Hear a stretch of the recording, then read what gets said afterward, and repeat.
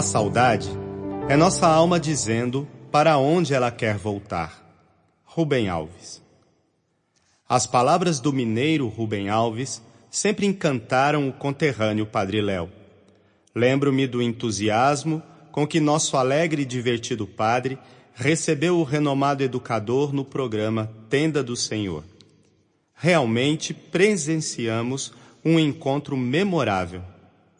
Lembrar o artista das palavras e dos causos no início dessa apresentação evoca memória, saudade, eternidade. Tais vocábulos, intimamente ligados à figura monumental do Padre Léo, o tornam fortemente atuante em nosso meio. O Léo, era assim que ele gostava que eu o chamasse, está mais vivo do que nunca. Trabalha e não descansa, como se diz. Acostumei-me a vê-lo focado no esquema de muito trabalho e pouco descanso. É neste contexto, feito de saudade e trabalho continuado, que chega até você aquele que é o último livro do Padre Léo. Explico-me. Trata-se do último livro escrito e organizado pelo Padre Léo com o intuito de publicação. O presente texto foi gestado durante os quase 10 meses de luta contra o câncer linfático que minou suas forças, levando-o a uma infecção generalizada e à morte, no dia 4 de janeiro de 2007. Pertencemos a Deus, possui essa marca especial. Ele é fruto do esforço redobrado de um homem de fé que lutava para ser inteiro de Deus, mesmo nas horas mais difíceis. Não tenho dúvida de que o livro se confunde com a vida do homem que o escreveu. Somos testemunhas desta verdade. Você encontrará nos capítulos refletidos o coração e o empenho pessoal daquele que ao longo de sua vida desejou ardentemente, antes de qualquer coisa, pertencer a Deus. Um testemunho visando assinar o que escrevo. Sabemos que nossos sonhos, manifestações do inconsciente, revelam o mais profundo de nós. Pois bem, uma das coisas que mais impressionaram os que cuidaram do Padre Léo em seu Calvário foi o fato de ele sonhar que estava celebrando a missa ou fazendo sermões e pregações. Nossos consagrados chegaram a anotar muitas destas pregações noturnas. A alma do Padre Léo estava realmente impregnada deste desejo de pertença a Deus, que para nós é palavra firme de Pai. Nós pertencemos a Deus e a mais nada nem ninguém. Acolhamos esta exortação. Termino com o mesmo Rubem Alves expressando outra certeza que muitas vezes vimos o Padre Léo partilhar. Deus é alegria. Uma criança é alegria. Deus e uma criança têm isso em comum. Ambos sabem que o universo é uma caixa de brinquedos. Deus vê o mundo com os olhos de uma criança. Está sempre à procura de companheiros para brincar. Padre Léo, no céu, continua a brincar e a interceder por nós. Detalhe, agora inteiramente pertencente a Deus. Muita bênção e boa leitura. Aquilo que está escrito no coração não necessita de agendas, porque a gente não esquece. O que a memória ama, fica eterno. Rubem Alves.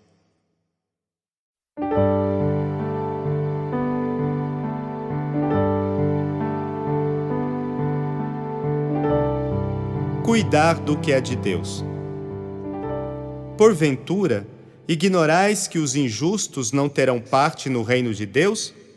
Não vos iludais. Os libertinos, idólatras, adúlteros, efeminados, sodomitas, os ladrões, gananciosos, beberrões, maldizentes, estelionatários, ninguém destes terá parte no reino de Deus. 1 Coríntios, capítulo 6, versículos de 9 a 10. A pergunta de Paulo é capciosa, pois pressupõe que conhecemos a sua resposta. Porventura ignorais que os injustos não terão parte no reino de Deus? Os coríntios não ignoravam o fato e nós também não. O apóstolo, assim, deixa claro que a injustiça existe e nos orienta. Não vos iludais. Apesar de não ignorarmos este fato, acabamos nos iludindo, fingindo, até mesmo que nada acontecerá. Se tomarmos a carta aos Romanos, Paulo nos mostra a justificação pela fé e salienta do que se trata essa injustiça, para podermos entender que o termo injusto é bastante amplo. Ele revela Deus para nós, a sua ira contra toda impiedade e toda injustiça humana cometida por aqueles que reprimem a verdade. A maior injustiça que o mundo comete é deturpar a verdade de Deus. Se lermos o primeiro capítulo de Romanos, veremos como esse processo se dá. O que de Deus se pode conhecer é manifestado para nós. O Senhor nos deu esse conhecimento. As imperfeições invisíveis de Deus são claramente conhecidas por meio de suas obras. Portanto, não temos desculpas. Contudo, apesar de conhecermos a Deus, não o glorificamos como nosso Senhor. Perdemo-nos em pensamentos fúteis e nosso coração insensato acabou se obscurecendo. Alardeamos sabedoria e tolos trocamos a glória de um Deus incorruptível por uma paixão corrompida. Por isso, acabamos sendo dominados pelas paixões. A pior injustiça do ser humano é trocar a verdade de Deus pela mentira, adorando e servindo a criatura, em vez do Criador. E se vivermos nessa injustiça e trocarmos a verdade de Deus pela mentira, não herdaremos o reino de Deus. O que São Paulo escreve aos Coríntios serve para cada um de nós que nos dizemos cristãos. Como vivemos as verdades nas quais dizemos acreditar? Trocamos a verdade de Deus pela mentira? Damos ouvidos às palavras do mundo? Vamos deixando a mentira tomar conta de nossa vida? Ficamos acostumados com a falsidade, acostumados com a mentira, e ainda queremos adaptar o Evangelho ao nosso jeito de viver. Somente a verdade pode nos libertar. E a verdade é Jesus. É preciso fazer uma experiência pessoal de Jesus em nossa vida. Se, pois, o Filho vos libertar, sereis verdadeiramente livres. João, capítulo 8, versículo 36. Esta libertação chega até nós pela força da palavra de Deus. A palavra nos convida ao despojamento, ao contrário do encardido que não o deseja. Por isso, ele nos leva a viver na mentira, a acreditar que precisamos dela.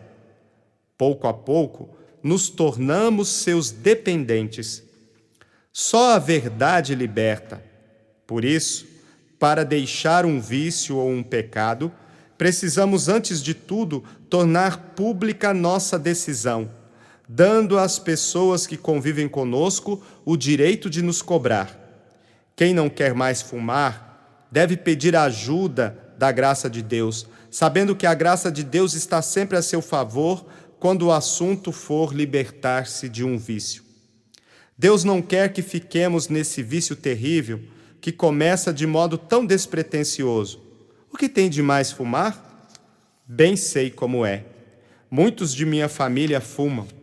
Eu mesmo fumava com minha avó, como mãe, papai, mas para mim é pecado mortal fumar. Primeiro, porque mata nosso corpo com as substâncias químicas que o cigarro contém. Depois, é mortal também porque nos leva a obedecer ao encardido todos os dias. Ao comprar um maço de cigarros, pagamos o dízimo ao encardido. O encardido vive recolhendo os restos de nossos cigarros e mostrando-os para o Senhor. Olhe, pagou para mim. O ser humano é obra sua, mas me pertence. Como acontece quando a mãe e o pai não estão de acordo com o namoro da filha. Padre, a gente cria uma filha com tanto amor, com tanto carinho, e agora vem esse rapaz aí.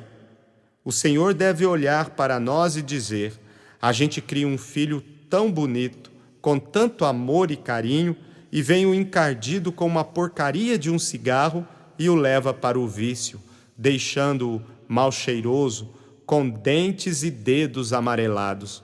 Não foi para viver assim que o criei. O encardido está feliz, porque estamos nos tornando sua imagem e semelhança, tornando-nos encardidos também. Quando mordemos nossos lábios, surge uma pequena ferida, mas que cicatriza muito rápido. Onde Deus põe a mão é uma beleza. E isso acontece porque nosso corpo não nos pertence. Ele é criação e pertença do Senhor. Ninguém tem direito sobre ele. Essa é a primeira mentira do encardido. Eu mando no meu corpo e posso fazer o que bem quiser com ele. Na verdade, nosso corpo não é nosso, mas obra-prima das mãos de Deus. A segunda grande mentira ligada à nossa pertença a Deus diz respeito à reencarnação.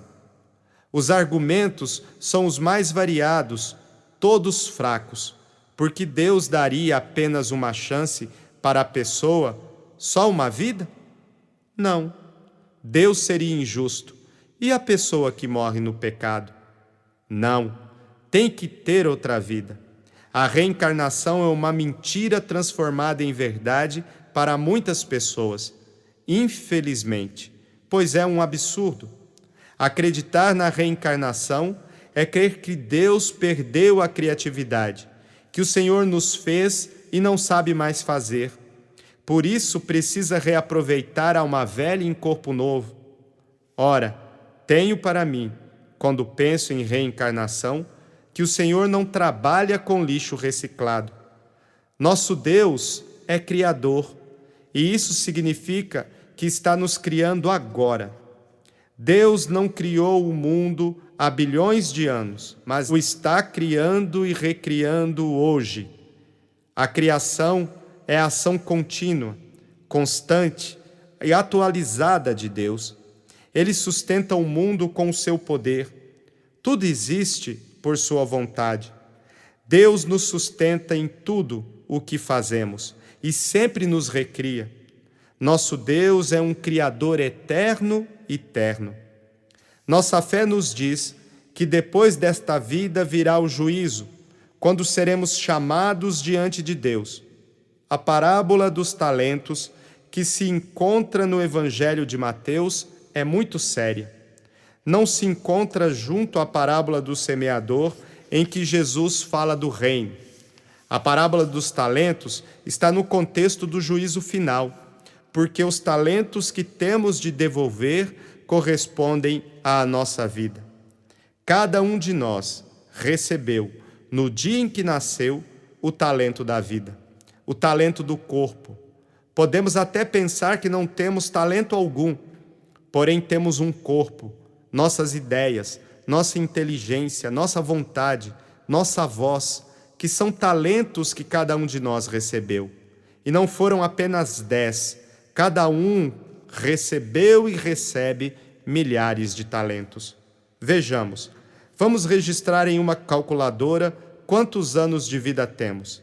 A seguir, multiplicar pelos 365 dias do ano e somar um a cada múltiplo de 4, o dia 29 de fevereiro.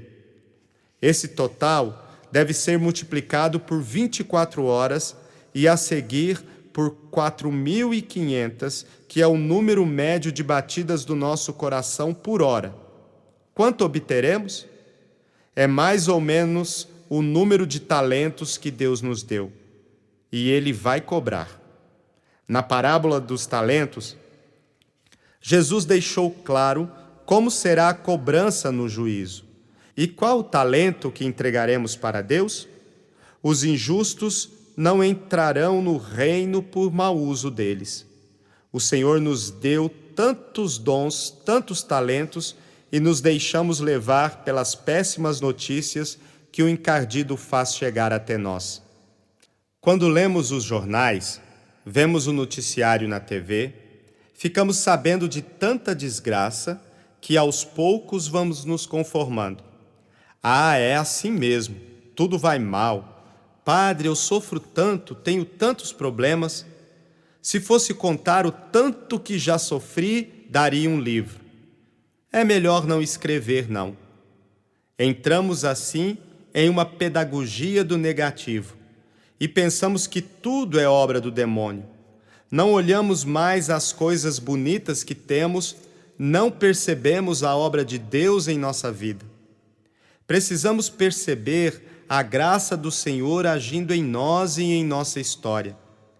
Enquanto não percebermos nossa importância, nosso valor, nos venderemos por qualquer coisa e por qualquer preço. Quando morava em Curitiba, às vezes tinha de ir à rodoviária ou ao centro. O sistema de transporte em Curitiba é muito bom e é muito mais fácil andar de ônibus do que de carro. Quando andava de ônibus, descia no centro da cidade para chegar aonde precisava. 9 horas da manhã, meio-dia ou às 3 horas da tarde, não importava. Na beira da calçada, víamos mulheres de 28, 30 reais. Rapazes vestidos de mulher na beira da calçada se oferecendo por 5 reais. Há muitos anos fui a Cuiabá pregar em um encontro e Nazaré, uma irmã de caridade, levou-me para conhecer as meninas prostituídas daquela cidade. Neuza, uma mulher da igreja, arrumou uma sala no hotel em que eu estava hospedado, para atendermos cerca de 40 meninas de 10, 12 anos de idade. Perguntei a elas quanto ganhavam para fazer os programas de prostituição e me responderam: R$1. São crianças se vendendo por tão pouco. Sabemos que o barato não presta. Se alguém nos oferece uma calça de marca por uma quantia irrisória, logo pensamos, é falsa ou é roubada. Por que o demônio nos vende barato? Por que ele nos falsifica e depois nos rouba? Não foi ele quem nos fez. Temos dono. Como São Paulo nos diz, vivos ou mortos, pertencemos ao Senhor. Romanos, capítulo 14, versículo 8. O meu corpo não me pertence, e é injustiça eu falar que é meu o que é de Deus. É injustiça e roubo. Logo em seguida, o apóstolo afirma que não entra no céu também quem é ladrão. E o pior ladrão que existe é aquele que rouba de Deus. Certa vez, em Brusque, Santa Catarina, ladrões entraram na igreja matriz. Arrebentaram a janela, abriram o sacrário, atiraram as hóstias ao chão e levaram as âmbulas, pensando tratar-se de ouro. Aquele roubo de objetos sagrados deu uma repercussão enorme. No mesmo dia, o arcebispo ordenou que celebrássemos missa e convocássemos o povo para fazer um ato de desagravo, porque Deus fora ofendido. E realmente fora. Não se pode dar pérolas aos porcos. E nós tornamos esse pecado do roubo ainda pior. Não nos pertencemos e nos vendemos aos outros. O ser humano ainda causa surpresa à ciência, mesmo diante de tanto avanço desta. Quantos mistérios a ciência não conseguiu e não conseguirá nunca explicar? Coisas simples, como fazer nascer cabelo em careca. A ciência também não consegue criar uma unha que, uma vez colocada na pessoa, cresça. Tampouco consegue fazer um bago de feijão que, jogado na terra, nasça. A ciência pode criar aviões fabulosos, computadores espetaculares, mas na ponta de nossas unhas existe uma assinatura dizendo que pertencemos a Deus. Nosso corpo inteiro tem uma assinatura, somos obras de Deus. E quando as pessoas olham para nós, para nosso sorriso, nossas roupas, o que estão percebendo? Pertencemos a Deus e temos a parábola dos talentos a ensinar que teremos que devolver ao Senhor os dons que recebemos. Devemos chegar para Deus e dizer: Senhor, todos estes talentos dados por você estão aqui, com minha luta e com sua graça. Com sua graça, consegui vencer os pecados, consegui levar sua palavra ao meu irmão. Você me deu voz e eu aprendi a cantar. Você me deu mãos e eu aprendi a tocar, a cozinhar. Eu aprendi a construir, aprendi a limpar e a decorar. Estão aqui, Senhor, os talentos que eu quero lhe dar. E ele vai dizer: vinde benditos. É triste saber que muitos de nós misturamos essa herança com os porcos, como fez o filho pródigo. De posse de sua liberdade, ele foi para um país distante. Pensou que poderia fazer o que bem entendesse, e em pouco tempo estava sem os talentos, no meio dos porcos, sujo e cheirando mal. Por que Jesus nos contou essa história? Para dizer que aquele jovem que pegou os talentos e jogou tudo fora, um dia ouviu o convite de Deus no íntimo do seu coração e voltou. Sempre é tempo de voltar.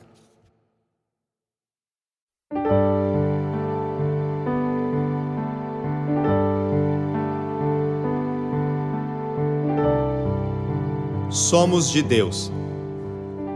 O encardido trabalha contra este país há mais de 500 anos. Por que temos tantas piadas de português no Brasil? É certo que os portugueses fazem piadas de nós também. Mas por que existe uma preocupação em ridicularizar a imagem do português? Para mim, a razão está no fato de Portugal, país tão pequeno, escondido em um canto da Europa, ter conseguido espalhar a fé cristã por grande parte do mundo. Somos obrigados a estudar inglês e outras línguas, mesmo tendo o português como a terceira língua mais falada no mundo. Ao falar português, usamos a linguagem de um povo que acreditou em Deus, que assumiu a fé católica, de um povo que teve coragem de colocar uma cruz bem grande na vela de seu navio. Seja na China ou em outros países da Ásia, os falantes locais de português rezam como nós. O português ensinou o índio, o africano e o asiático a falar nossa língua. Essa língua está no mundo inteiro e conseguimos nos comunicar e rezar nela. Isso não é conversa de colonizadores de 500 anos atrás, é de hoje. Os grandes meios de comunicação social estão a serviço da despersonalização do ser humano. Alguns dizem que isto é exagero e não veem problema em assistir a novelas ou desenhos animados. Afinal, argumentam, isso não influencia ninguém. Se não influencia, por que 1 minuto de propaganda no horário nobre da televisão custa tanto dinheiro? Os anunciantes põem a mão no bolso porque reconhecem essa influência. Surge então uma pergunta séria para nós cristãos. Você põe a mão no bolso? Estamos falando que nós somos de Deus, o que significa que eu devo salvar minha gente, porque senão não sou de Deus. O nosso Deus é plural. Sozinho só consigo ir para o inferno. Ou vamos para o céu e conosco levamos muita gente, ou afundamos. Somos de Deus. Até mesmo quem está envolvido no pecado é de Deus, mas não sabe. Considero bonito o costume moderno dos namorados de usar um anel de compromisso. O jovem está dizendo que quer algo sério, não apenas um namorico. Infelizmente, é possível fazer aliança com muitas outras coisas e pessoas que não são do bem. É possível até fazer alianças com falsas doutrinas, algumas demoníacas, cuja aliança é feita por pacto de sangue. O encardido é astuto. Como ele não pode tirar de nós aquilo que nós somos, quer que vivamos na mentira. Pode-se pensar, por exemplo, não tem nada demais em ir ao cinema. Ao menos, não se está fazendo nada de errado. Esperamos que você tenha gostado desta prévia.